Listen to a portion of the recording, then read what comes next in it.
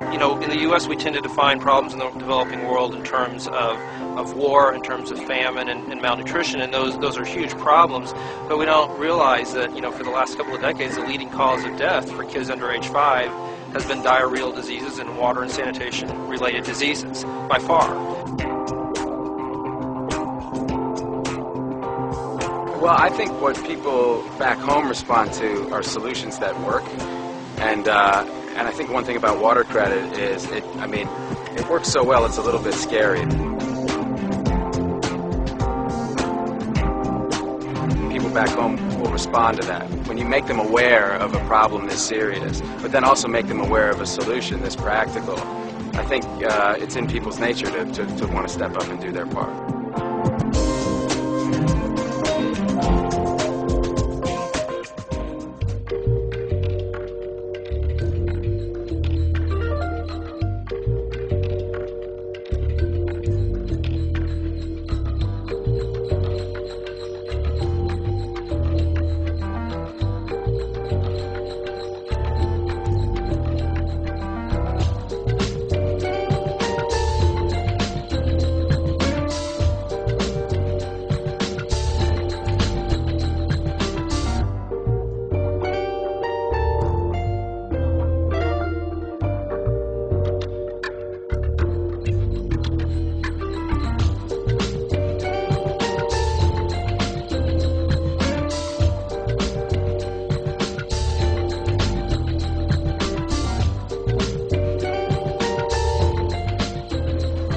It's rolling, so just start talking whenever you want. Okay, I'm here with Gary.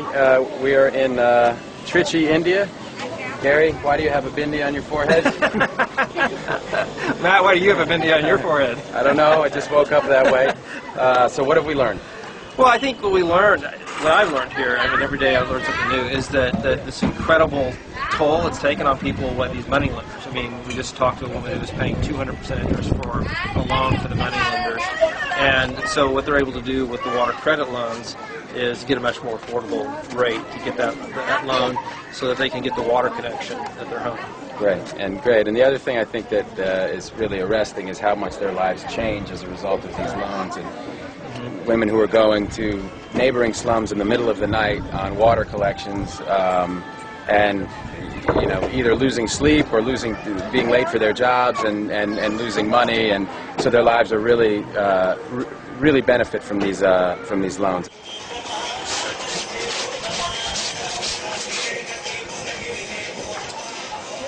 Here in the slums, you can see that people really, their economic potential is all pent up here because they spend so much time just trying to secure water.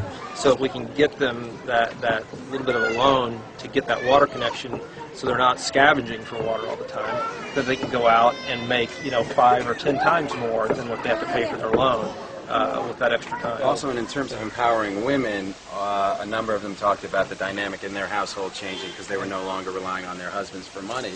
They were independent. And they could go out and with these self-help groups they could earn money on their own, and that's changed the dynamics in the household a bit.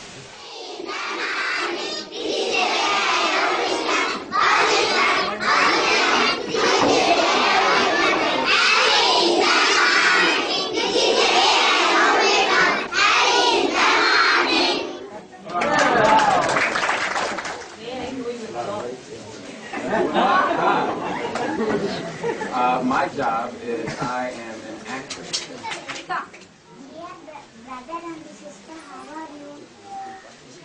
How are you? We're good, and our day got a lot brighter when we came here to sit here. Well, look at all the kids we saw in the school, and the teachers saying that they have a 99% attendance rate now. That's obviously a huge improvement because of some of these programs, and those are the exact things that are gonna pay off. I mean, we'll come back to this village and to other villages like it, and you'll see and just an absolute difference in the quality of people's lives as these programs start scaling up.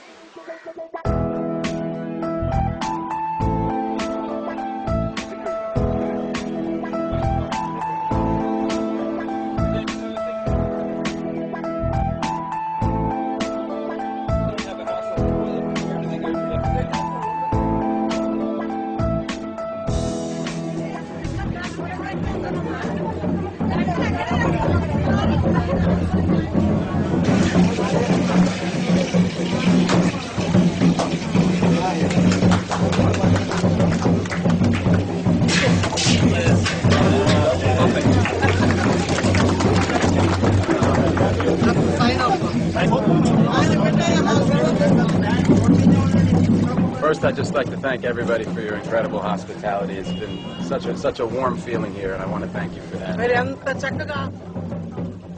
Because we can be here to celebrate, but this is really your project, your water system, and we wish you all the best with that. We know that it was all the work that you put into this that made the project possible, your labor as well as the cash investment. We're looking forward to the day when we come back here many years from now and we have a wonderful working water system that everybody is able to use. Thank you so much. If we can approach development in a new way, where it's not just about drilling one more well and one more well, but it's about changing the systems that people are saddled with in these countries to give them access to credit as a tool, and then just give them the boost rather than handing them the water projects or handing them the toilets, hand them the tools that they need to get it done on their own. You know, the great thing, yesterday we had a meeting with the regional bank manager who was making these loans, who said, you know, he was so happy with the rate of return that he's happily going to call other branch managers all over India and let them know that this is a business they should be getting into as well. So when you see that, that's really exciting because it's just happening organically. People are figuring it out on their own.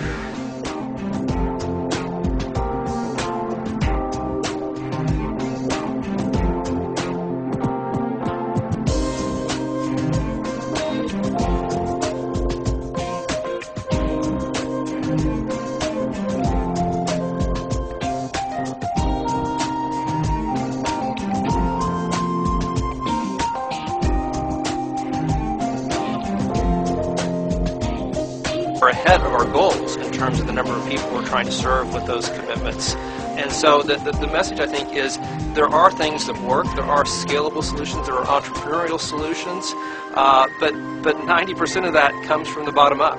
It's not going to come from the top down. There's never going to be enough philanthropy in the world to get safe water and sanitation to everybody who needs it.